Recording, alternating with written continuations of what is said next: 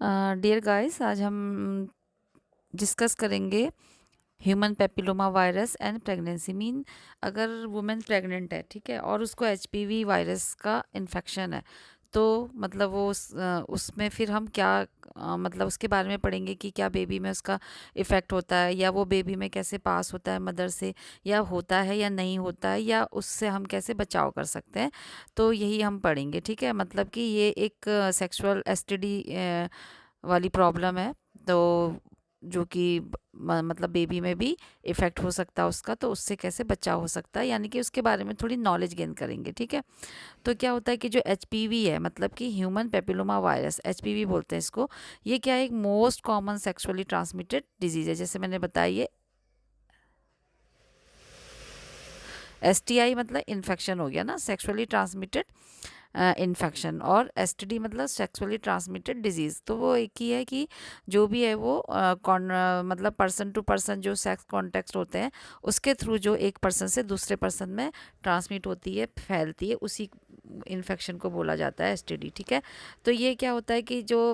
Africa और जो eastern Europe and Latin America है, यानी कि जो ह्यूमन पेपिलोमा जो वायरस है, वो अफ्रीका, ईस्टर्न यूरोप और ये जो लैटिन अमेरिका में हाई रेट के साथ ये मतलब एक आम है, मतलब कॉमन है, ठीक है। मतलब मोस्ट कॉमन एसटीडी है वहाँ पर, ये जो जगहें दी गई हैं, ठीक है। तो जो एचपीवी है वो कैन बी पास्ड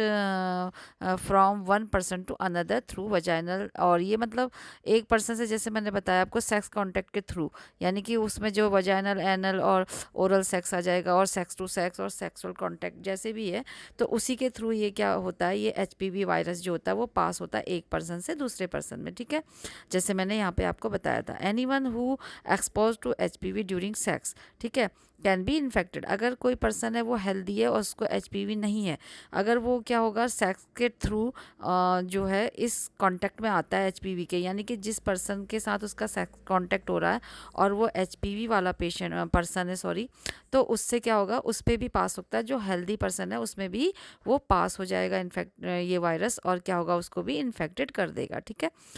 तो but it is the possible for someone to pass it to their unborn child. लेकिन क्या आपने सोचा है कि क्या ये एक पॉसिबल है कि मतलब जो कोई पर्सन है अपने अनबॉर्न चाइल्ड को भी इन्फेक्टेड कर सकता है? तो मतलब अभी जो उसके वॉर्म में है, और जो पर्सन है वो सेक्सुअली ट्रांसमिटेड इन्फेक्शन वाला पर्सन है, वुमेन है, तो उससे क्या उसके बेबी में पहुंच पाएगा जो कि उसके अभी वॉर्म में है, मतलब अभी पैदा नहीं हुआ है। तो ये इसके बारे में कभी आपने मतलब इसमें ये क्या पॉसिबल है, कभी सोचा इसमें? तो वही हम आज थोड़ा सा देखेंगे, ठीक है। तो ये जो आर्टिकल है जो अभी हम देख रहे हैं, तो ये आर्टिकल क्या है, एक potential risk associated with HPV and fertility, conception and pregnancy. तो ठीक है, तो मतलब ये जो आर्टिकल है जो एचपीवी मतलब जिसके बारे में हम आज पढ़ रहे हैं, एचपीवी, तो ये कैसे करके जो फर्टिलिटी होती है, कंसेप्शन होता है, प्रेगनेंसी होती है, यानी कि जो प्रजनन क्षमता जिसे बोलते हैं, गर्भ धारण जो करती है महिलाएं, गर्भावस्था में से जो भी जो उस समय का जो टाइम पीरियड होता है, उस समय का जो समय होता है, उससे जुड़े हुए जो संभावित जो जोखिम होते हैं, यानी कि पोटेंशियल रिस्क का मतलब हो गया कि जो उस समय ऐसे खतरे हो सकते हैं, रिस्क हो सकते हैं, उसको हम इसमें एक्सप्लेन करेंगे, ठीक है, इस वाले आर्टिकल में जो अभी हम देखने जा रहे हैं, ठीक है। थोड़ा सा मैंने कहा कि ये ओवरव्यू भी कर सकते हैं इसमें कि चेक्स जो checkups, scan and test during pregnancy, की जब प्रेग्नेंट होती है वुमेन, तो उसको ये सारे मतलब अपने जो चेक होते हैं, ये जो टेस्ट होते हैं, स्क्रीनिंग होती है और स्कैनिंग होती है, वो करवाना चाहिए। तो इस विधि मतलब जब भी आप अपने हेल्थ केयर प्रोवाइडर के पास जाते हैं, अगर वो जो वुमेन है वो प्रेग्नेंट है और वो जाती है चेकअप के लिए अपने हेल्थ प्रोवाइडर के पास, तो वो क्या करेंगे, उसके बेबी की ग्रोथ को असिस्ट करेंगे और उसके बारे में वो डिस्कस करेंगे। कुछ भी क्वेश्चन है तो वो उनसे उसके बारे में डिस्कस करेगी, और उसकी प्रेगनेंसी के बारे में भी वो कंफर्म करेगी, ठीक है। तो यहाँ पे क्या होता है, फर्स्ट विजिट में क्या होगा कि जो हेल्थ केयर प्रोवाइडर्स होते हैं, यानी कि जो डॉक्टर्स होते हैं, जो भी मिडवाइफ्स होते हैं, ये जितने भी जिसके भी पास लेडी जाती है हेल्थ केयर सेंटर में, तो उसका पहले प्रेगनेंसी टेस्ट होगा कि वो कंफर्मेशन है कि नहीं प्रेगनेंसी। उसके बाद उसका डेटा कलेक्ट होगा, ठीक है, यानी कि उसके बारे में हिस्ट्री लेनी पड़ेगी उसकी, और ड्यू डेट उसका देखना पड़ेगा कि कब उसका ड्यू डेट है, यानी कि जो उसकी एलएमपी है, एलएमपी का मतलब होता है लास्ट जो उसकी मेनिस्ट्रुअल जो पीरियड है, ठीक है, वो कब का है उसका। तो वो देखना पड़ेगा। लास्ट मेंसेस जब उसको हुई थी वो डेट को पता करके ये ड्यू डेट निकल जाती है, ठीक है। तो ये और उसका मेडिकल जो भी उसके कोई है मेडिकल और फैमिली हिस्ट्री देखनी पड़ेगी, मेडिकल हिस्ट्री देखनी पड़ेगी। यानी कि मेडिकल हिस्ट्री से मीन कोई उसको कोई बीमारी है या कोई इसका ऑपरेशन हुआ है या कोई उसको हार्ट डिजीज़ है या कुछ उसको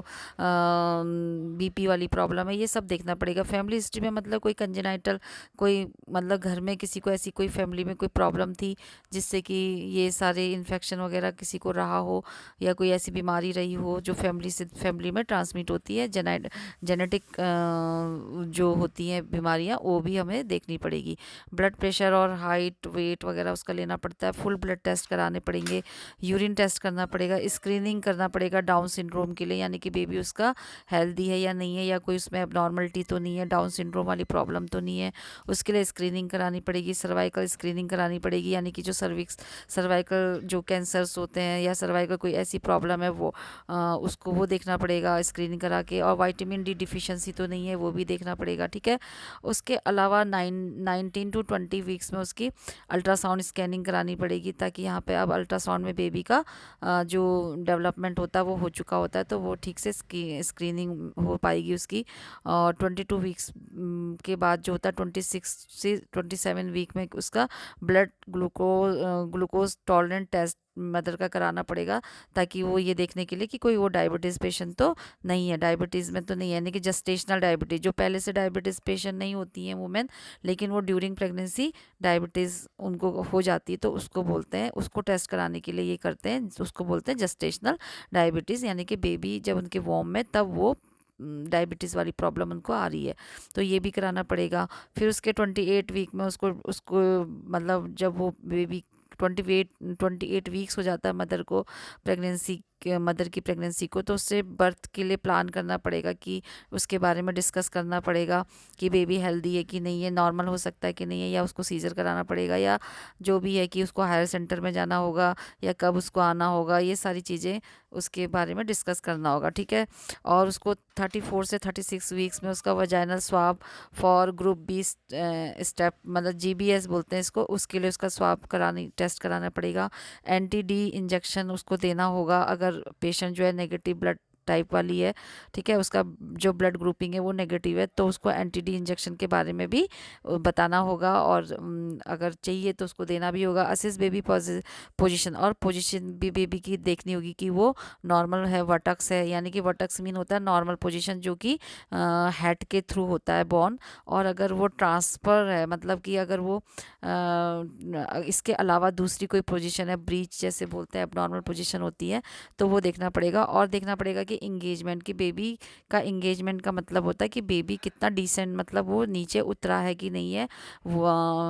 लोअर यूट्रस में, यानी कि यूट्रस के लोअर सेगमेंट में वो उसका इंगेजमेंट हो रहा है कि नहीं है, यानी कि नीचे वो पेल्विस जो होती है वहाँ पे वो आ चुका है कि नहीं है, नियर टू लोअर एब्डोमेन में, तो ये देखना होता है उसको, ठीक है। और जो जिफॉइड प्रोसेस से जब बेबी नीचे की ओर को सिंक वो होता है डिसेंट होता है, और उसके बाद उसकी नॉर्मल डिलीवरी के लिए प्लान करना होगा, ठीक है। तो ये है इसका बेबी मदर का जब वो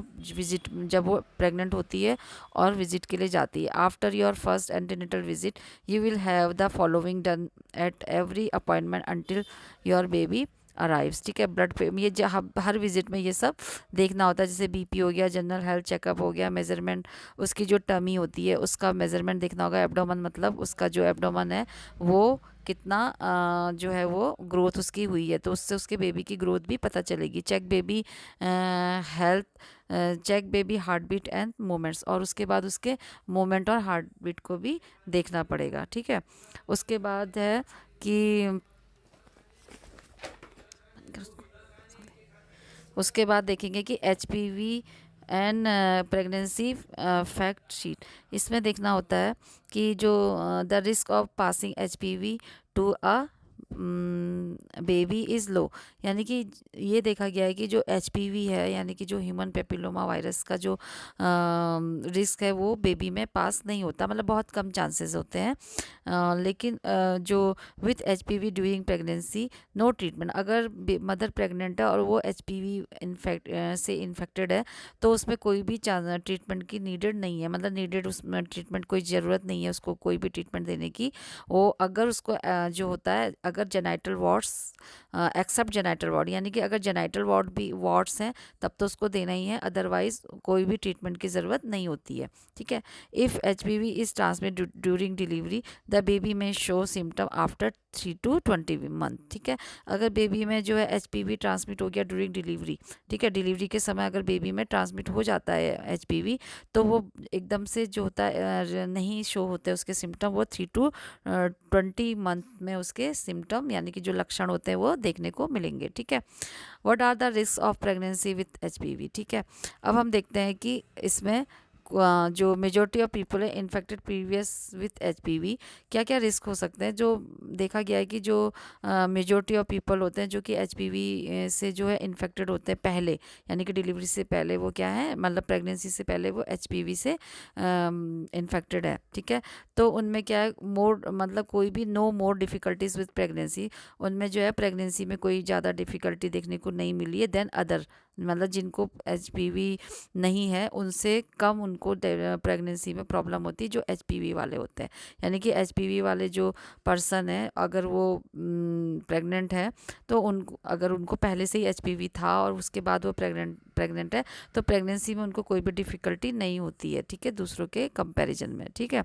अगर if have ever had genital condyloma, ठीक है, यानी कि जेनाइटल वॉर्ड्स है, तो उसमें क्या करना चाहिए, ओबीजीएन को उसको इन्फॉर्म करना चाहिए। मतलब अगर पहले उनके साथ जो एचपीवी है उसके साथ अगर उनको जेनाइटल वॉर्ड्स भी हैं तो ओबीजीएन को बताना चाहिए कि मतलब जो गायनोकोलॉजिस्ट होती हैं जो भी उनके हेल्थ केयर प्रोवाइडर्स होते हैं उनको उनके बारे में बताना चाहिए ताकि। और if you have currently have genital wards, अगर उनको प्रेजेंट में जिस समय वो प्रेग्नेंट है और उस समय उनको क्या है जेनाइटल वॉर्ड्स भी हैं, तो उनको क्या करना चाहिए, उनको can be remove before labour, यानी कि लेबर से पहले उनको रिमूव कर लेना चाहिए। क्यों करना चाहिए, to prevent bleeding during delivery, ताकि वो जो डिलीवरी के समय ब्लीडिंग होती है उससे क्या किया जा सके, उससे प्रिवेंट किया जा सके। ठीक है। और मतलब उससे बचाया जा सके। तो ये जो वार्ड्स होते हैं इसको क्या करना पड़ेगा, करंटली अगर जेनाइटल वार्ड्स हो रहे हैं तो उसको क्या करना पड़ेगा, हटाना पड़ेगा। और यानी कि ये जो वार्ड्स होते हैं ये एक्स्ट्रा ग्रोथ होते हैं, जिस तरीके से ये आप देख पा रहे होंगे इस तरीके से एक्स्ट्रा ग्रोथ होते हैं जो कि बढ़ते रहते हैं और ये इसी को वॉर्ड्स बोलते हैं। और ये जेनाइटल एरिया मतलब जो वजाइना है उसके आसपास ये देखने को मिलेगा। तो उस समय क्या होगा कि जब ये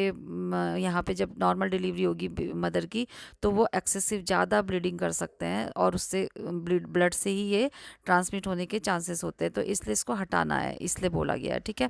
तो डिलीवरी से पहले ही उसको हटा देना पड़ेगा, उसका ट्रीटमेंट करवा देना पड़ेगा जेनाइटल वॉर्ड्स का। ठीक है। Some study have shown the there is a greater risk of the miscarriage and preterm delivery in people diagnosed with HPV। ठीक है। तो जिन जिन पर्सन को जो है, जिन वुमेन को अगर HPV डायग्नोज हो चुका है तो उनको मिसकैरेज एंड प्रीटर्म के ग्रेटर रिस्क रहता है। यानी कि ये स्टडी से पता चला है कि जो HPV वाली जो डायग्नोज हैं पर्सन उनको क्या होता है, मिसकैरेज और प्रीटर्म होने के, प्रीटर्म मतलब मिसकैरेज मतलब पता ही है अबॉर्शन हो जाता है, बेबी कंसीव मतलब ठीक से सर्वाइव नहीं कर पाता है वोम में, और प्रीटर्म का मतलब पता ही है कि वो अपने नॉर्मल टाइम से पहले हो जाएगा। ठीक है।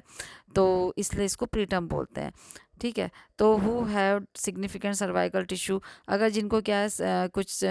सिग्निफिकेंट सर्वाइकल टिश्यू है उनको भी रिमूव करना है, प्रिवेंट सर्वाइकल कैंसर, ताकि अगर उनको ये कुछ डेवलप हो रहा है तो उसको भी क्या करना है, सर्वाइकल टिश्यूज़ को भी रिमूव करना है ताकि जो कैंसर है वो सर्वाइकल कैंसर ना, मतलब जो सर्विक्स होती है उसका कैंसर भी उसको ना डेवलप हो पाए, इसलिए उनको भी रिमूव करना है। जो एक्स्ट्रा ग्रोथ हो चुकी होती है इधर पे तो उसको क्या करना होगा, रिमूव करना होगा। ठीक है। मतलब हटाना पड़ेगा ऑपरेशन के थ्रू। तो history of HPV has not been shown to change labour and delivery process. तो इतना सब होने के बाद भी जो हिस्ट्री है अभी तक देखा गया है कि जो HPV है उसमें कोई भी ऐसे स्पेशल मतलब नहीं जो लेबर है यानी कि लेबर के प्रोसेस में या डिलीवरी के प्रोसेस में कोई भी चेंज नहीं किया गया है, मतलब वो जैसे नॉर्मल होता है ऐसी ही कराई जाती है। ठीक है, तो ये जो होता है कैसे बेबी में पास होता है, इसके रिस्क क्या होते हैं, एचपीवी कैसे पास हो सकता है होता है बेबी में वो। तो इसमें क्या होता है कि the risk of spreading the virus to a baby during childbirth, यानी कि जो बेबी है जब वो चाइल्ड बर्थ में मतलब उसको मतलब बहुत ही कम चांसेस होते हैं ड्यूरिंग चाइल्ड बर्थ उसको स्प्रेड होने के, ये जो वायरस है इसका फैलने के बहुत कम चांसेस बेबी में होते हैं। ठीक है, फिर भी जो करंट मेडिकल लिटरेचर स्टेटस है, यानी कि जो स्टडी में पता चला है कि जो HPV can be pass through the placenta, फिर भी जो एचपीवी है वो पास हो सकता है प्लेसेंटा के थ्रू। प्लेसेंटा जिससे कि बेबी को क्या मिलता है, न्यूट्रिशन मिलता है और ऑक्सीजन मिलती है। ठीक है, तो ये जो होता है मदर का और बेबी के बीच का क्या रहता है, ब्रिज रहता है, यानी कि एक बैरियर होता है जो कि जैसे ये मदर है और ये बेबी है उसके बीच में ये यूट्रस में रहता है नॉर्मल पोजीशन में। यहीं से बेबी को क्या मिलता है, मदर से जो ब्लड वेसल्स के थ्रू जो ब्लड इसमें जाता है वो ब्लड के थ्रू बेबी में न्यूट्रिशन पहुंचता है और ऑक्सीजन पहुंचती, तो इसके थ्रू बेबी को मिल सकता है एचपीवी, और एमनियोटिक फ्लूइड के थ्रू मिल सकता है, और किससे मिल सकता है, जेनाइटल वार्ड्स के थ्रू के। अगर बेबी ड्यूरिंग द डिलीवरी अगर वो जेनेटल वार्ड्स के कांटेक्ट में आ जाता है, यानी कि जब वो ब्लीड कर रहा हो और उसके कांटेक्ट में बेबी आ जाए तो भी ये इसको हो सकता है। ठीक है, तो मेडिकल जो एक्सपर्ट होते हैं हैव रिसर्च, उन्होंने जो मेडिकल एक्सपर्ट थे उनकी रिसर्च में उनकी स्टडी में जब उन्होंने इस टॉपिक पे रिसर्च किया तो उनको क्या मिला कि conducted the if the virus is pass at the time of the birth, तो उन्होंने देखा कि जब बेबी को ड्यूरिंग द बर्थ जो होता है अगर ये वायरस पास हो जाए तो ये जो सिम्टम होते हैं उनको कब बहुत महीने लग जाते हैं ये सिम्टम को आने में, तो बेबी को एकदम बर्थ के बाद नहीं दिखने को मिलेगा ये सिम्टम, इसके उसके काफ़ी टाइम बाद बेबी को देखने को ये सिम्टम मिलते हैं। ठीक है, तो average time is about 3 month, यानी कि इसका जो टाइम होता है वो 3 महीने का होता है, 3 महीने के बाद उनको देखने को मिल सकते हैं, ये इसका एक एवरेज टाइम है। ठीक है, और but it can take as long, लेकिन ये उससे ज़्यादा टाइम भी ले सकते हैं, जैसे कि 20 मंथ में भी इनको देखने को मिल सकता है ये सिम्टम, जैसे जेनाइटल वार्ड्स। ठीक है, देखने को मिल सकते हैं। अब है इसी को हम कंटिन्यू कर रहे हैं। तो अगर बेबी में मतलब the treatment of the genital ward in infant, अगर बेबी में ये देखने को मिल रहा है जेनाइटल वार्ड्स तो उसका ट्रीटमेंट में क्या क्या आएगा, removal the under general anaesthesia, तो इनको क्या करना पड़ेगा, हटाना पड़ेगा, रिमूव करना पड़ेगा किससे, जनरल एनेस्थीसिया, यानी कि बेबी को क्या दिया जाएगा, जनरल एनेस्थीसिया का मतलब होता है उसको क्या दिया जाएगा, एक एनेस्थीसिया दिया जाएगा जिससे कि बेबी क्या हो जाता है उसको पता नहीं चल पाएगा, पेन फील नहीं होगा, और उसको टॉपिकल मेडिकेशन भी दी जाएगी, एनेस्थीसिया के तौर पे ही अप्लाई की जाएगी। टॉपिकल का मतलब होता है जो स्किन में कुछ ऐसी मेडिकेशन लगा देंगे ताकि वो वहाँ का सेंसेशन क्या हो जाएगा, लॉस हो जाएगा। ठीक है, जैसे कि पॉप्डोफाइलिन करके मेडिकेशन का नेम है, वो उसमें अप्लाई करके उस जो वार्ड्स होते हैं वो जो बेबी में जेनाइटल वार्ड्स होते हैं उसको हटा सकते हैं। ठीक है, या फिर जनरल एनेस्थीसिया देके जिसमें कि बेबी बिल्कुल ही क्या हो जाता है, सेंसलेस हो जाता है, उसको पता नहीं चलता है, तो वो उसमें कर सकते हैं इसको, इस वाले ऑपरेशन को। ठीक है, यानी कि स्मॉल है ये जो वार्ड्स मतलब जो एक्स्ट्रा ग्रोथ होती है उसको हटा दी जाएगी। तो however many babies who contact HPV during delivery never become symptomatic. ठीक है, जो भी मैंने पहले बताया कि जो भी फिर भी जो बेबी होते हैं अगर इसके कांटेक्ट में आते हैं डिलीवरी के समय में एचपीवी वायरस के, तो उनमें कोई भी मतलब वो कैसे हो जाते हैं, सिम्टोमेटिक हो जाते हैं, क्योंकि क्या होता है कि जो इम्यून सिस्टम होता है मतलब कुछ बेबी ऐसे होते हैं सिम्टोमेटिक होते हैं क्योंकि their immune system is strong enough to fight the infection, क्योंकि उनका जो ये इस इम्यून सिस्टम होता है वो स्ट्रॉन्ग होता है, क्योंकि वो क्या कर सकते हैं उससे इन्फेक्शन से फाइट कर सकते हैं, इसलिए उन पे इसका असर नहीं होगा। तो कहने का मतलब है कि जो मदर होती है ड्यूरिंग प्रेगनेंसी उनको क्या करना चाहिए, डाइट अच्छी लेनी चाहिए, बैलेंस डाइट लेनी चाहिए ताकि बेबी भी हेल्दी हो, ताकि वो किसी भी इस टाइप के जो इन्फेक्शन है उससे वो फाइट कर पाए। ठीक है, तो so you might be wondering whether a person might need a C section if they have HPV. ठीक है, तो क्या है कि अभी आप सोच रहे होंगे कि क्या ये जो मतलब जो पर्सन है जो मेल लेडी है तो क्या इसमें सी सेक्शन करने की ज़रूरत होगी, तो इसमें इसकी ज़रूरत है सी सेक्शन करने की अगर वो क्या है एचपीवी वाली है। तो इसमें क्या है कि जो सीडीसी वाले हैं यानी कि इन्होंने बोला यानी कि centre of disease control and prevention जो है उन्होंने जो उनके थ्रू ये बोला गया अकॉर्डिंग टू CDC, इन्होंने बोला है कि जो सिजेरियन सेक्शन है वो रिकमेंडेड है, मतलब करना चाहिए इफ़ लार्ज स्प्रेड आउटवर्ड्स, अगर लार्ज नंबर में या जो है वो स्प्रेड हो चुके हैं वार्ड्स मदर में, और जो क्या कर रहे हैं, ब्लॉक कर रहे हैं बर्थ कैनाल को, यहाँ की जहाँ से नॉर्मल डिलीवरी होनी है वजाइना के थ्रू, और वहाँ के आसपास क्या है, बहुत सारे वार्ड्स हैं जो कि वही एक्स्ट्रा ग्रोथ है, और वो इतनी बड़ी हो रही है, लार्ज हो रही है कि वो क्या कर रही है, जो उसका जो बर्थ कैनाल है उसको ब्लॉक कर रही है। तो क्या करना चाहिए, उसको सिजेरियन सेक्शन करना चाहिए। सिजेरियन सेक्शन का मतलब वही है ऑपरेशन के थ्रू बेबी को डिलीवर्ड करना, ठीक है। तो ये है। और इसमें क्या होगा, if you are diagnose with HPV, अगर आप HPV से डायग्नोज हो चुके हैं, जो प्रेग्नेंट मदर है अगर उसको HPV है, ड्यूरिंग प्रेगनेंसी पता चला है कि वो HPV है, तो उसमें कोई भी ट्रीटमेंट करने की ज़रूरत नहीं, जैसे हमने पहले स्लाइड में देखा था, जब तक कि उसमें क्या ना हो, जेनाइटल वॉर्ड्स। अगर जेनाइटल वॉर्ड्स भी हैं तो इनको निकालने की ज़रूरत तब पड़ती है, अदरवाइज़ कोई ट्रीटमेंट करने की ज़रूरत नहीं है। और अगर स्मॉल वॉर्ड है, फिर भी अगर स्मॉल वॉर्ड्स हैं तो don't have to be remove, तो इसको भी कोई ज़रूरत नहीं है रिमूव करने की अगर वो छोटे होते हैं तो। लेकिन क्या होता है कि जो wards can grow in size during pregnancy, तो जो ये वॉर्ड्स होते हैं ये ग्रो करते रहते हैं, बढ़ते रहते हैं साइज़ में ड्यूरिंग प्रेगनेंसी, क्योंकि क्या होता है, जब प्रेगनेंसी होती है मदर में कंसीव, तो ये वॉर्ड भी क्या होते हैं, जो ये ग्रोथ होती है वो बढ़ती रहती है, क्योंकि क्या होता है, जो हार्मोनल चेंजेज होते हैं मदर में बहुत सारे, तो उस समय क्या होगा, may need to be remove, इसलिए इनको ज़्यादा ज़रूरी है कि इनको रिमूव करना चाहिए, जिससे, क्योंकि क्या होंगे,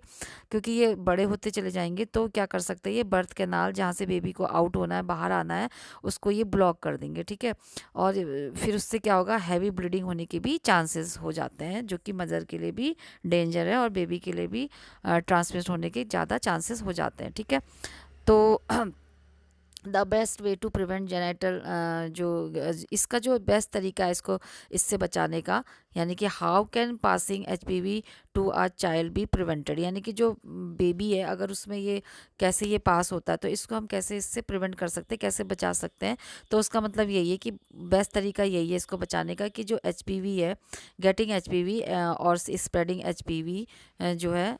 टू पार्टनर और बेबी, यानी कि बेबी में और अपने जो पार्टनर होते हैं उसमें ये इन्फेक्शन ना पहुंचे HPV का, वो ना फैले उनमें। तो उसके लिए क्या करना होगा कि HPV वैक्सीन लेनी होगी बिफोर बीइंग इन्फेक्टेड, यानी कि इन्फेक्टेड होने से पहले क्या होती है, HPV वैक्सीन ले लेनी चाहिए, ताकि वो अपने पार्टनर को भी प्रिवेंट कर पाए, बचा पाए ऐसी इन्फेक्शन से, और बेबी को भी। तो ये वैक्सीन जो होती है ये डज नॉट हेल्प, अगर ये उनको हेल्प नहीं करेगी इफ पर्सन जो होते हैं वो ऑलरेडी इन्फेक्टेड होते हैं, इन्फेक्टेड पहले से ही वो इन्फेक्टेड है, और उसके बाद अगर ये वैक्सीन दी जाएगी तो उनमें कोई भी इसका असर नहीं होगा, ठीक है, कोई इनके लिए यूज़फुल नहीं रहेगी, वो बेकार रहेगी, ठीक है। तो इसलिए इसको इन्फेक्टेड होने से पहले इसको लेना होता है। और जो current recommendation from the WHO, यानी कि WHO के अकॉर्डिंग क्या है, फॉर HPV वैक्सीन, यानी कि HPV वैक्सीन के लिए जो WHO है उन्होंने बोला है कि मतलब उनके थ्रू जो है 9 to 3 ईयर की जो फीमेल चाइल्ड होती हैं उसमें ये स्टार्टिंग एज होती है 9 to 13, जिसमें कि ये रूटीन वैक्सीनेशन उनको करवा लेना चाहिए HPV का, ठीक है। तो फॉर मोर इन्फॉर्मेशन, अगर इससे ज़्यादा इन्फॉर्मेशन अगर आज HPV की चाहिए होती है तो उसको क्या करना चाहिए, अपने हेल्थ केयर प्रोवाइडर से, प्रेग्नेंट लेडी को, और क्या करना चाहिए, उनसे कांटेक्ट करना चाहिए उनके, और ज़्यादा इसके बारे में डिटेल लेने के लिए, ठीक है। और if you have HPV and notice that you are developing genital warts और being begin to grow rapidly, अगर जो है आपको HPV है, यानी कि जो प्रेग्नेंट लेडी है उसको HPV है, और उसने नोटिस किया कि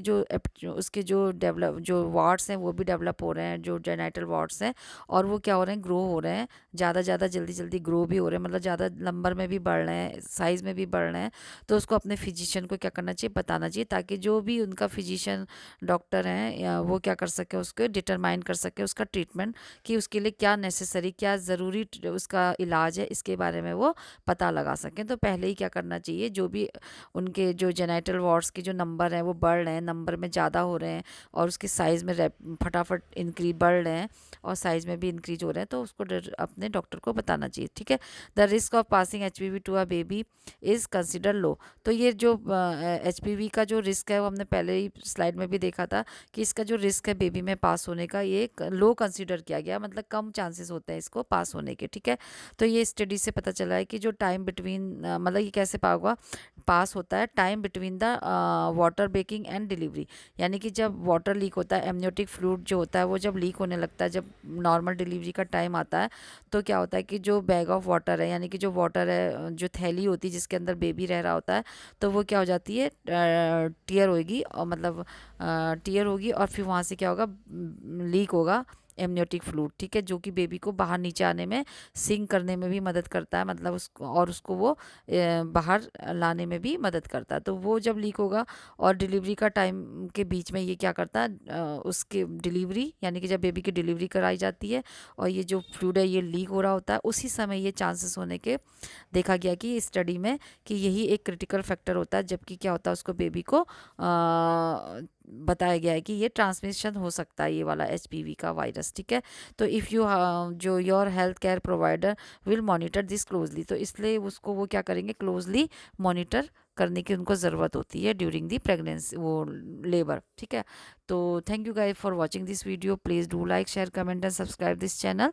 तो मिलते हैं नए वीडियो में,